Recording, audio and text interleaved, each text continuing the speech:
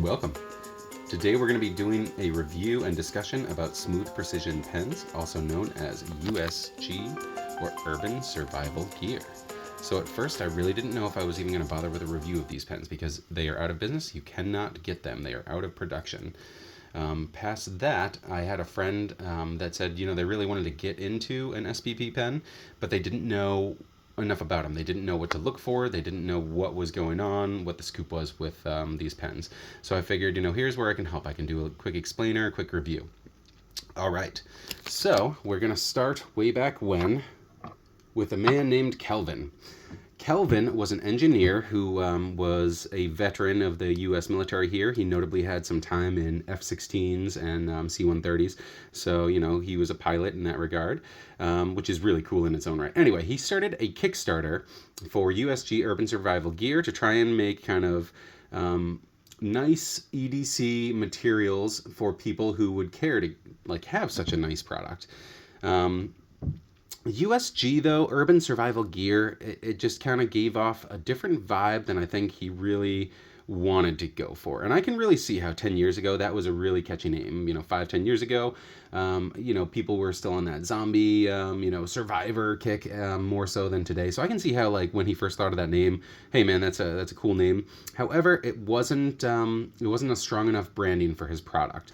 He did make a couple things, but pens is really where he shined. And his stuff was more practical and pragmatic, and that's why it worked so well.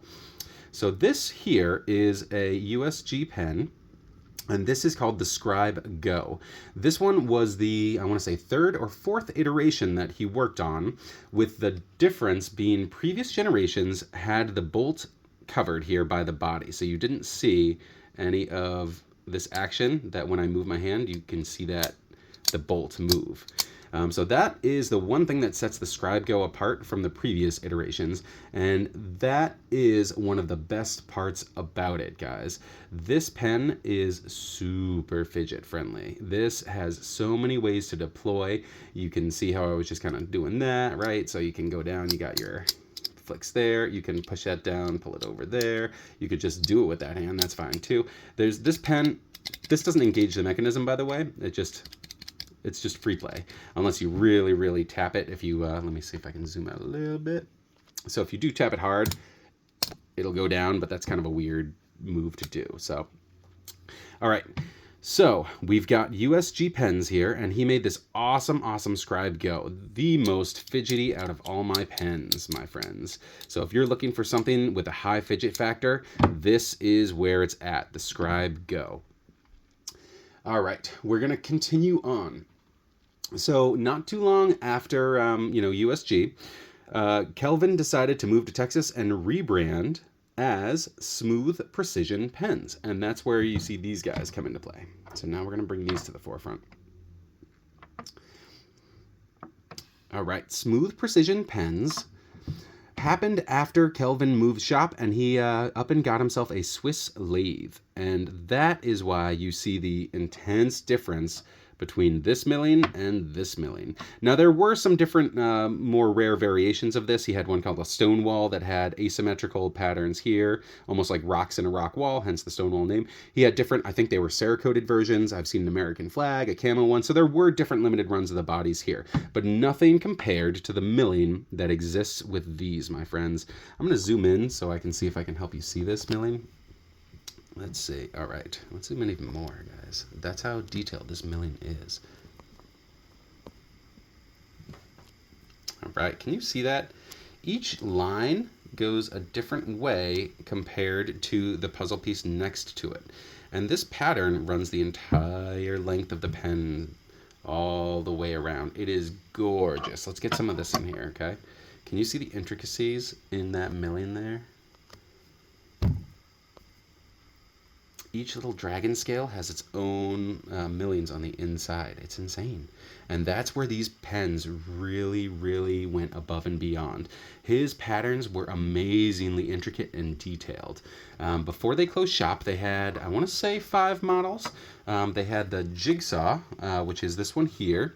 They had a Valhalla, which was It looked almost like leather straps, across the body.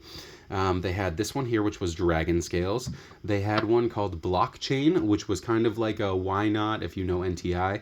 It was kind of that similar, at least to that pattern there. What else? They had a... I know I'm missing one or two, and you can chime in the comments if you've got one. I'd love to hear it, and I'm sorry I did not get those when I could, because I can't get them anymore. And that's what's going on, guys. These things are out of production, and because of that, that's why we're in this situation. People don't know a lot about them. People don't know what to look for. People don't know anything about pricing, and that's why we're here discussing these. All right, so let's talk about the newer pens here. So all of them they share this same clip design that he started with USG. And this clip design was really something that really set him apart, especially to anybody else in the pen world at that time. Having a clip and a bolt all in one is ingenious. This is awesome. Not only is it fidgety and fun, but when you have other bolts, here's a tactile turn, for instance. When you've got other bolts, you've got a clip and a bolt. So you've got two things sticking out there, right? So when you get rid of one and eliminate that and put it all into one, you get this nice, awesome looking design that's also fidget friendly and very ergonomical. So this clip design, bolts action all in one, was what really set him apart. You can see here too, if we look in, it's a nice smooth, it doesn't have a long throw, it's right there, but it's sturdy. It's not going to bump out of battery, bump out of engagement, unless you actually give it some effort there, and then you see it springs right back up. So it's a beautiful, beautiful action. I love it. It's fidgety. That's what sets these pens apart. Now, since they've gone out of business, there are some other entrepreneurs out there who are putting their efforts into innovating this design. Matt from Modern Fuel being one of the notable ones.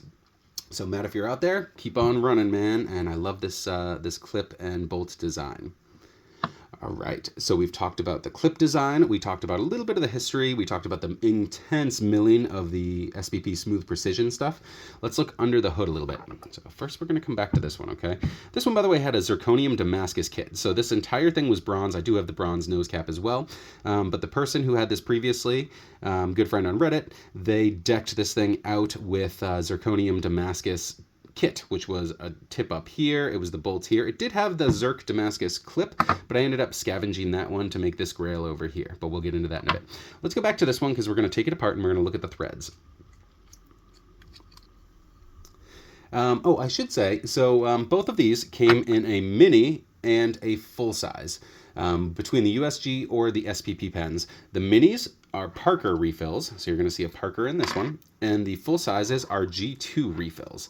So that's where the difference lies. It's about a ½ inch difference between the bodies of both of them, between the full size and the minis, and it's about pretty standard 1 gram difference, regardless of material, if you got TI versus TI or bronze versus bronze and the mini versus large full scale. It's a 1 gram difference in weight. So it's not all that much weight difference, although it's about ½ inch larger. Okay, so back to this. Got some stats there. So we're going to go ahead and zoom in on these caps here, okay? And look at this threading, because that's going to become important in a moment. And also while we're zoomed in, just look at that beautiful, beautiful Damascus Zirconium pattern. These things, it was beautiful. Kelvin went over and above. All right, now we're going to zoom in and look at one of these. And actually, we'll start over here, okay? So this is the Smooth Precision now. All right. So now we can see one of the innovations he made between Smooth Precision, which he's got his maker's mark on this one, Smooth Precision Pens, you can kind of see. But one of the other innovations he did was include Higbee blunt start threads, and that's the threading here that kind of fades in, so it's more likely to catch a thread without stripping, so you can kind of see the difference. And yet another innovation, he went from USG over to SPP with those smooth start threads. That said, when I was preparing this video, I happened to look at both of these together. I ordered these both direct from Kelvin, okay? So both of these are direct from the source. But this one, I noticed the titanium dragon scale did not have the maker's mark under there. And this is just kind of a clue about how fast this guy was working. All right, I was going in contact with him right up until literally about a week and a half, 2 weeks before he closed shop. I was emailing him about making, and he was already on board with designs about making matching jigsaw clips. One of the clips you could buy was a clip that matched your pattern, so dragon scales or a why not, a couple others. I'm sorry, not why not blockchain, but I was kind of looking for a jigsaw one, so I was literally in contact with him about a week and a half, 2 weeks before he closed, and he was still fully engaged in his company with plans for the future. So that gives you kind of an inkling, kind of a look at how quick and abrupt he changed streams and decided to close up shop. All right, so we looked a little bit at the insides there. I'm gonna zoom out a little bit. Sorry, guys. We talked a little bit about the insides. We talked about the refills. We talked about the different sizes, including those refills. We talked about the clips. Let's see, what else can we talk about? Let's talk about pricing, okay? Because these things, normally I don't talk about pricing, but since these things are off the primary market and the website's down, there's really very little that you can do to even know what original pricing was. After that, the last week or week and a half, 2 weeks that he decided to close out, he did a blowout sale where stuff was about 40% off, maybe even more in the last few days. So that really kind of throws people off as well, because what people paid new for these, I got all of these at MSRP, except for this one, which was secondhand, but what people paid new for these is vastly different than that blowout sale of the last week. So because of that, you've got people all over the place in the secondary market that don't know what's going on, right? So some people are like, I want the MSRP for this, which personally I think is fully reasonable, considering that these are amazing pens. All three of these are Grail pens. I will not hopefully ever be letting them go for my collection. That said, other people might have seen that last week and they didn't jump on anything, and now they're expecting to pick one up a secondary market, and they say, why would I pay you that much? I could have got that half price. My response to that is, yeah, well, you didn't, and now you can't get it at all. So these things are out of production. Whoever bought the property, whoever brought the intellectual rights, they haven't made any peeps or squeaks. Nobody knows what's going on. As far as we know, there is no hope of this brand being resurrected. So that said, I think these things are amazing pens, and I think that that is a perfectly reasonable expectation to look for about 80 to 100%, maybe even more than MSRP. All right, really quick, we're going to go over prices, actual prices. I know I normally don't do that, but here we go. Okay, so this dragon scale with a titanium clip and a cap there, a typical cap, I should say. This thing went for $250. Okay, this is titanium with the blue. The standard ones, like this bronze or a jigsaw, a standard dragon scale would have also cost you about $180-ish new, okay? The ScribeGos here, without the extra kit, full pen obviously, would have run you about $100. Now you get into the add-ons. He made all sorts of awesome kits. We talked about this one. This kit with the bolts, the clip, and the tip here, that was $200. That was twice the price of the actual pen, okay? When you get into these clips, these are Zirconium Damascus clips from SPP, Smooth Precision Pens, and these things ran about $140 new, all right? So do the math. That's why I ended up with this jigsaw. I was kind of on the fence about this, and it was so close in price. I was like, you know what? I'm just going to get a jigsaw instead. I did end up going back and getting one, and I'm so happy I did. But that said, each of these clips is different, right? Just like any Damascus, Zirconium Damascus, anything like that, the pattern and the colors are unique to each piece. So if you look at these, all right, I'm going to show you this one. I love this one. I got really lucky on both of mine, okay? So this one, beautiful blues, dark grays and everything, and I even love this one little piece here. It almost looks like another dragon scale, right? So you can see I'm turning it and it almost follows that same shape. So I got really lucky with this one. The second one, let's look at again. I got really lucky again because this one has less blues, but it's got way more bronze and almost oranges in there. So this one matches this pen really well. This one matches this pen really well, but they wouldn't go vice versa, right?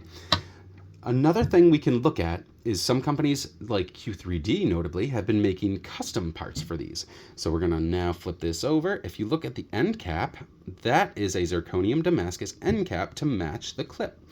He's got these on his website, which I will link down below, but these are running about, I wanna say it's about 80, 85 right now. All right, I gotta pause for one moment. All right, I went ahead and got the original end cap it came with here so you can see the differences. So this is the original cap here. It's just titanium, but you know, it's nothing special. It's honestly, it's like having a hubcap on a Lamborghini.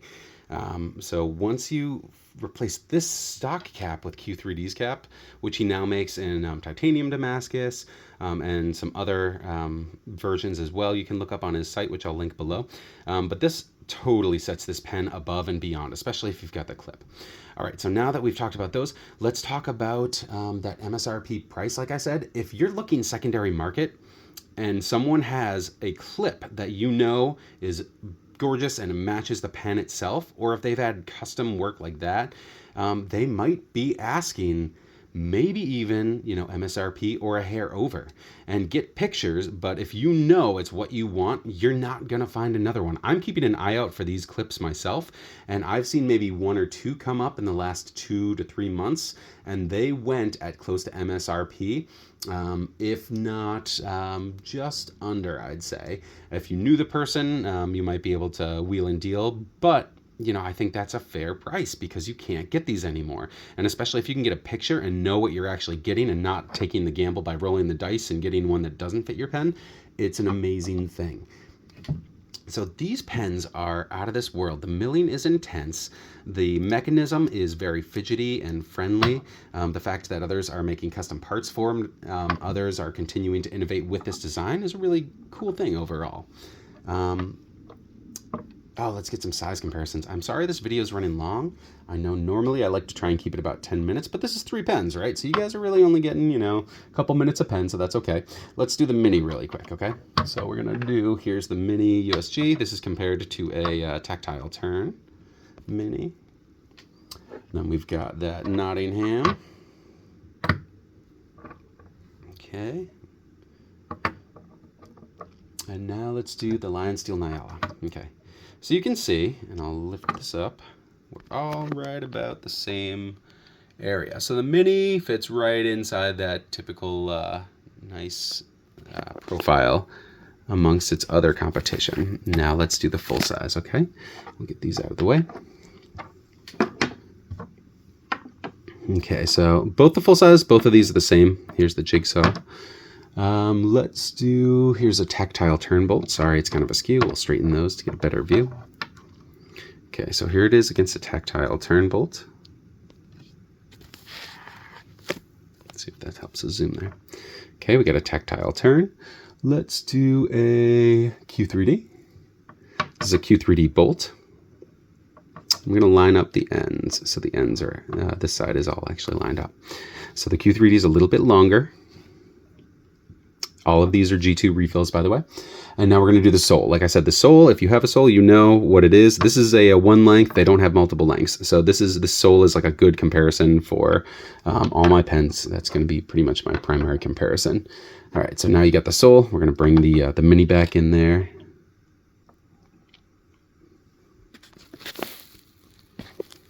All right, so now you've got a little bit more of the size comparison too. All right, let's wrap it up. Our video is getting long.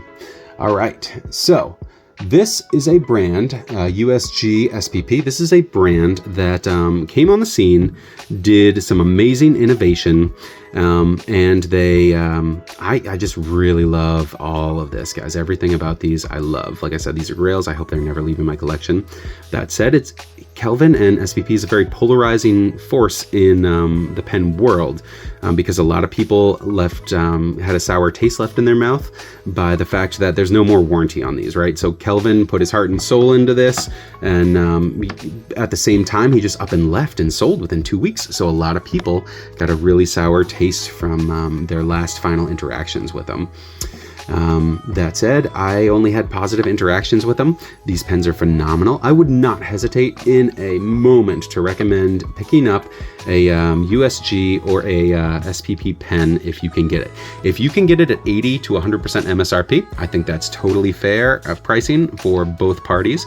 If you can get it for under 80% MSRP, I think you are getting a steal, a bargain, and they are out there, guys. I know a friend on Discord, he picked up this model here for about 40% of what it costs new because someone was just blowing out their collection. So keep an eye out, and if you can get something like that at that, that cost, you are definitely grabbing a bargain. So keep your eyes out. If someone's asking over MSRP for these, I don't necessarily think that that's the most prudent thing unless they've got a lot of add-ons, and you've got pictures to show exactly what the patterns are, that they're gonna match, that there's no snail trails, anything like that. But then I could contemplate, depending on what kind of model it is, if it's kind of like a plain Jane, maybe not, but if it's one of these kind of more rare sought after ones. By the way, this one, guys, had PR called Blue Fire. He called this the Blue Fire Dragon Scales, which I did take a screenshot of. I'm never gonna let die. This is the Blue Fire Dragon Scales. But if you've got a rare, a more rare or sought after model, you might even pay just over MSRP. And again, I do think that's okay, because these pens are just pristine. They're gorgeous, they're worth it, they're very fidget friendly. The machining tolerances are insane on this, so that there's like no tip wiggle at all on these things. At this point, I'm really going to wrap it up because we're running on 20 minutes. I want to thank you guys so much for sticking with it. I know that this is definitely on the lengthier side of the reviews, but we had a lot to cover. All of the history, we covered 3 different pens, size comparisons. But if you have any further questions, please do leave a comment down below or shoot me a direct message, private email, however it is, and I can try and help you from there. But I hope that you guys have enjoyed this. I hope that this has brought you to a place where you now are more confident in knowing what you're looking at when you see one of these for sale, and knowing what you're willing to pay as well. Thank you so much for watching, and we will see you soon.